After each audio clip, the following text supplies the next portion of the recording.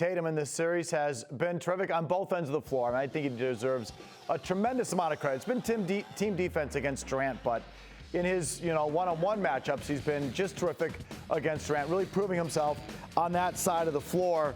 And, it was interesting, too, because we always view Tatum as a very quiet, sort of soft-spoken guy. Does he really care? He talked about this after the game, Max. Let's hear this here. Jayson Tatum, he had a very demonstrative moment there where he was complaining about a foul. As usual, anyway, he was asked about his emotions after the game. For the most part, I'm a laid-back, calm, quiet, reserved person. But when I get between those lines, I care. And, it means a lot to me. And sometimes my emotions get the best of me. But, I'm very passionate about what I do. And, those 12 seconds on the bench calm me down a little bit and, refocus back to the game. Max, have you seen something different from Tatum this year in terms of his comportment or the way he carries himself?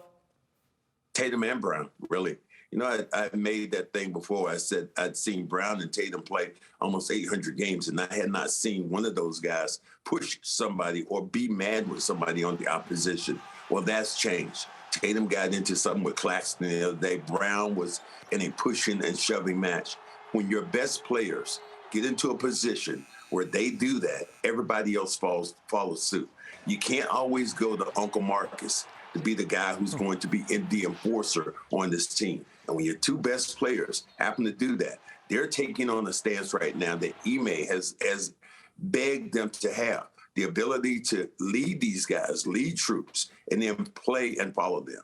Do you think, Chris, that this has permeated the whole team? Do you see more of an edge or a togetherness or some sort of factor to this team that we haven't seen in the past? Yeah, I mean, both of those things, edge and togetherness. And I just want to point out, too, Jaylen Brown, to me, has been the money man. He's been the closer in this series. And as so often he is, he's sort of in Tatum's shadow a little bit. But I thought game 3, he was the difference. Tatum ends up with 14 points in the fourth quarter, but 4 of them were on dunks or layups. And the other shot was a 3 that was set up by Jaylen Brown when Kevin Durant actually helped off of Jayson Tatum to try and stop Jaylen Brown, because Jaylen Brown had scored 7 straight points. So Jaylen Brown in these fourth quarters, to me, has been immense. He's taken them over. 9 points, 10 points, 9 points. And we know Jayson Tatum can do that. He just hasn't had to in this series. Now that Jaylen Brown can do it too, two guys that just want to take over the game like that and have that edge and want to rip your heart out and show it to you, that's special. All right, meanwhile, Blake Griffin, you think about who he is as a player. He's been tremendous for a long time, but he's an older player. And it was almost pathetic watching Brown out there take him on every dribble. He'd get ISO, he'd take him, go to the basket. He'd step back, get the jump shot, got anything going.